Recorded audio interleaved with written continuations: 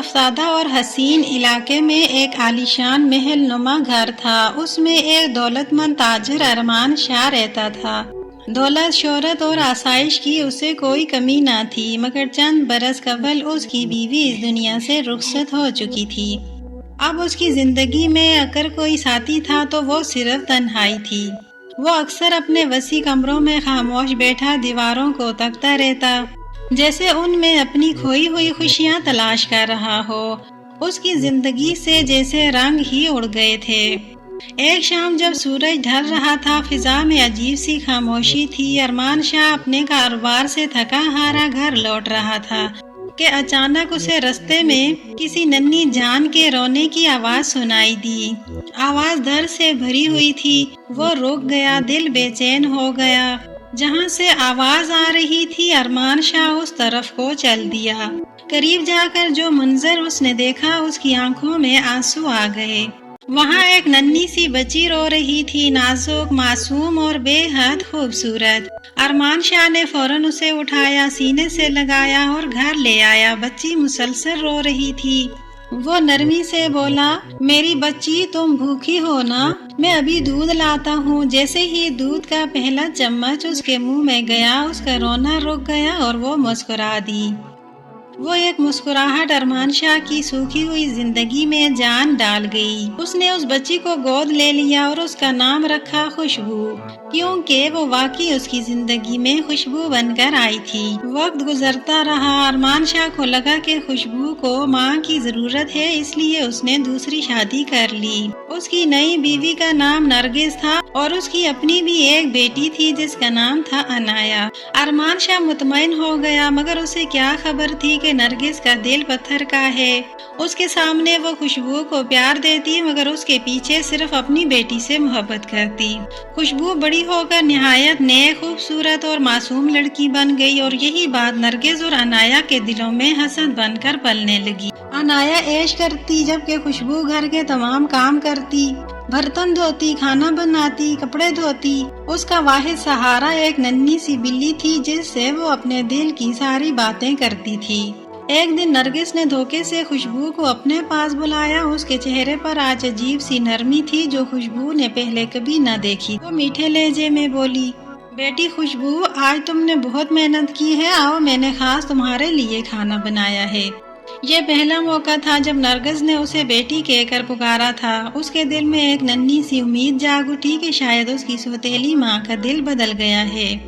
وہ جلدی سے ہاتھ دھو کر دسترخوان پر بیٹھ گئی۔ نرگس نے اپنے ہاتھوں سے اس کے سامنے پلیٹ رکھی۔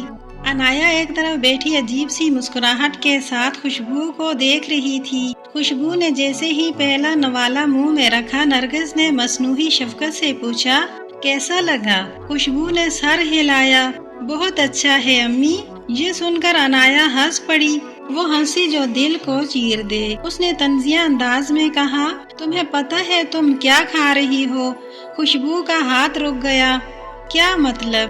عنایا نے آنکھوں میں صفاقی لیے کہا، تمہاری پیاری بلی آج وہی پکی ہے۔ یہ سنتے ہی خوشبو کے ہاتھ سے چمچ گر گیا۔ اس کے کانوں میں جیسے سناٹا بھر گیا۔ نہیں، یہ جھوٹ ہے، آپ ایسا نہیں کر سکتی۔ وہ زمین پر بیٹھ گئی، دونوں ہاتھوں سے چہرہ ڈھانپ لیا اور بچوں کی طرح سسکیاں لینے لگی۔ وہ میری دوست تھی، میرا واحد سہارا۔ نرگس کے چہرے پر ذرا سا بھی پچھتاوا نہ تھا۔ وہ بے رحمی سے بولی، اب رونا بند کرو، جانوروں سے محبت کرنے والی لڑکیوں کی اس گھر میں کوئی جگہ نہیں۔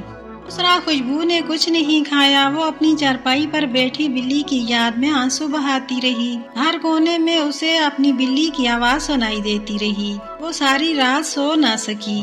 اگلی صبح نرگس نے سخت لہجے میں حکم دیا، بس بہت ہو گیا، سارا دن گھر میں بیٹھی رہتی ہو، جا کے کھیتوں میں کام کرو۔ خوشبو نے خاموشی سے ٹوکری اٹھائی اور گھر سے نکل گئی۔ اس کے قدم بھاری تھے، دل زخمی تھا۔ کھیتوں میں وہ دیر تک گھاس کاٹتی رہی، یہاں تک کہ شام ڈھل گئی۔ واپسی پر ایک سنسان رستے میں اچانک اس کی نظر ایک عجیب روشنی پر پڑی۔ وہ قریب گئی تو دیکھا ایک سفید خرگوش بے ہوش پڑا تھا۔ اس کے جسم پر زخم تھے اور اس کے ارد گرد ہلکی سی چمک تھی۔ خوشبو گھبرا گئی، مگر دل میں درد جاگ اٹھا۔ تمہیں بہت چوٹ لگی ہے، تم اکیلے ہو؟ جیسے میں لیکن میں تمہیں اپنے ساتھ کیسے لے کے جاؤں؟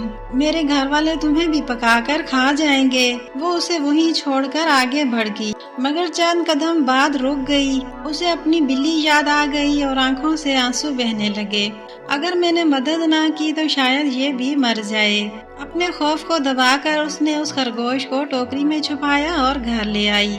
کسی کو خبر نہ ہوئی۔ اپنے کمرے میں اس نے اس کے زخموں پر مرہم رکھا، پانی پلایا اور دھیرے سے بولی، ڈرو مت، جب تک میں زندہ ہوں تمہیں کچھ نہیں ہونے دوں گی۔ اس کا دل عجیب سکون محسوس کر رہا تھا، جیسے برسوں کی تنہائی کو کوئی ہم راز مل گیا ہو۔ وہ دھیرے دھیرے اسے باتیں کرنے لگی جیسے وہ سب سن سکتا ہو۔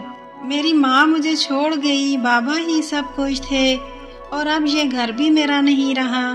جب سے بابا گئے ہیں سب مجھے ستاتے ہیں۔ اچانک کمرے میں ہلکی سی روشنی پھیل گئی۔ وہ خرگوش ایک خوبصورت نوجوان بن گیا اور آہستہ آہستہ اٹھ بیٹھا۔ اس کی آنکھیں کھلیں تو ان میں ستاروں جیسی چمک تھی۔ خوشبو گھبرا گئی اور بولی، آپ کون ہو؟ وہ مسکرایا اور اس نے خوشبو کو بتایا کہ وہ کوئی عام انسان نہیں بلکہ پری زادوں کی سلطنت کا شہزادہ زریان ہے۔ خوشبو یہ سب سن کر خاموش ہو گئی۔ تو آپ اس دنیا کے نہیں ہیں؟ زریان نے نرمی سے کہا، پہلے تو میں اس دنیا کا نہیں تھا، مگر اب دل کرتا ہے کہ میں اسی دنیا میں رہ جاؤں۔ یہ سن کر خوشبو کا دل زور زور سے دھڑک اٹھا۔ اس نے نظریں جھکا لیں۔ زریان نے کہا، ابھی میں جا رہا ہوں، روزانہ آیا کروں گا تمہارے ساتھ باتیں کرنے۔ ادھر انایا کئی دنوں سے خوشبو کے بدلتے رویے کو دیکھ رہی تھی۔ اس کے چہرے پر اداسی کم اور مسکراہٹ زیادہ تھی۔ ایک رات انایا نے کھڑکی سے جھانک کر سب کچھ دیکھ لیا۔ وہ نوجوان کو دیکھ کر اور خوشبو کی باتیں سن کر فوراً نرگس کے پاس گئی۔ امی، خوشبو کے کمرے میں کوئی آدمی، اور خوشبو اس کے ساتھ ہنس ہنس کر باتیں کر رہی ہے۔ نرگس کے دل میں نفرت کی آگ بھڑک اٹھی۔ اگر وہ خوش ہے تو ہمیں چین کیسے آ سکتا ہے؟ انہوں نے فیصلہ کر لیا کہ اس راز کو ہمیشہ کے لیے ختم کر دیں گی۔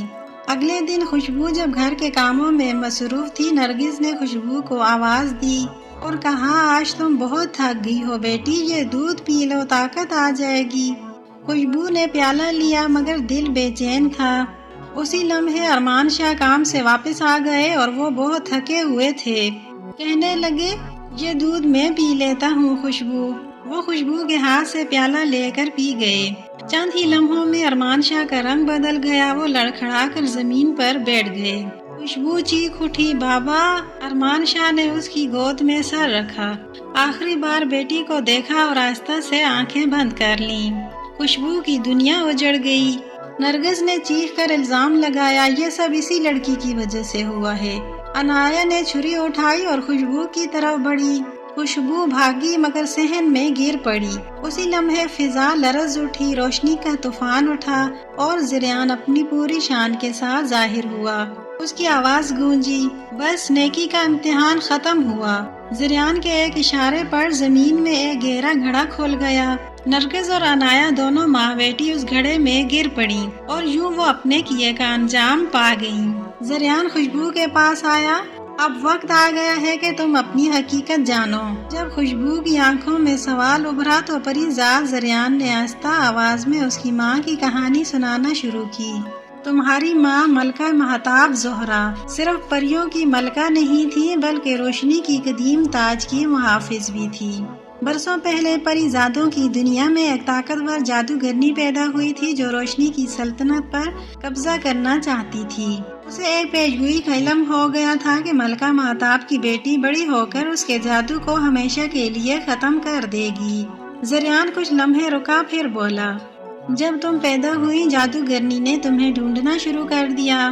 پریوں کی سلطنت میں کوئی جگہ محفوظ نہیں رہی تھی۔ تمہاری ماں جانتی تھی کہ اگر وہ تمہیں اپنے پاس رکھیں گی تو دشمن تم تک پہنچ جائے گا، اسی لیے انہوں نے ایک مشکل فیصلہ کیا۔ خوشبو خاموشی سے سنتی رہی۔ پریزاد پھر بولا، ایک رات جب آسمان پر چاند مکمل تھا، ملکہ مہتاب نے اپنے جادو سے تمہیں انسانی روپ دیا کہ پھر وہ تمہیں انسانی دنیا میں ایک ایسے مقام پر چھوڑ آئی جہاں تم محفوظ رہ سکو۔ تمہاری ماں جانتی تھی کہ انسانی دنیا میں زندگی آسان نہیں ہوگی مگر وہاں جادو کرنے کی طاقت نہیں پہنچ سکتی تھی۔ ملکہ مہتاب نے تمہیں چھوڑتے وقت ایک دعا کی تھی کہ تمہارا دل ہمیشہ نیکی اور صبر سے بھرا رہے۔ کیونکہ ایک دن یہی تمہاری اصل طاقت بنے گا۔ اور آج جب جادوگرنی کی طاقت ختم ہو چکی ہے، تمہارا انسانی روپ بھی ختم ہو گیا، کیونکہ اب تم محفوظ ہو۔ خوشبو نے آسمان کی طرف دیکھا جیسے اپنی ماں کو محسوس کر رہی ہو۔ اس کے دل میں پہلی بار اداسی کے ساتھ فخر بھی پیدا ہوا۔ میں اپنی ماں کی بیٹی ہوں اور میں ان کی امید کو کبھی ٹوٹنے نہیں دوں گی۔ شہزادوں کی سلطنت پہنچی تو اس نے اپنی ماں کو کمزور حالت میں دیکھا۔ خوشبو فوراً ان کے پاس گئی اور ان کا ہاتھ تھام لیا۔ ملکہ مہتاب کی آنکھوں میں خوشی کے آنسو آ گئے۔ انہوں نے دھیمی آواز میں کہا، تمہیں دیکھ کر مجھے یقین ہو گیا ہے کہ میرا فیصلہ درست تھا۔ پھر ملکہ نے زریان کو اپنے پاس بلایا۔ ملکہ جانتی تھی کہ وہ بہادر بھی ہے اور انصاف پسند بھی۔ ملکہ مہتاب نے خوشبو کا ہاتھ زریان کے ہاتھ میں دیا اور ان کی شادی کر دی۔ پوری پری زاد سلطنت روشنی اور خوشی سے بھر گئی۔ اس کے بعد ملکہ مہتاب نے اپنا تاج اتار کر خوشبو کے سر پر رکھ دیا اور کہا، آج سے تم پریوں کی ملکہ ہو، اس سلطنت کو محبت اور انصاف سے سنبھالنا۔ خوشبو کی آنکھوں میں آنسو تھے مگر اس کے دل میں سکون تھا۔ وہ اب صرف ایک یتیم لڑکی نہیں رہی تھی، وہ پریوں کی ملکہ خوشبو بن چکی تھی۔ اور یوں کہانی کا اختتام ہوا، جہاں ایک ماں کی قربانی رنگ لائی، ایک بیٹی اپنی پہچان پا گئی اور نیکی اور محبت کی حکمرانی قائم ہو گئی۔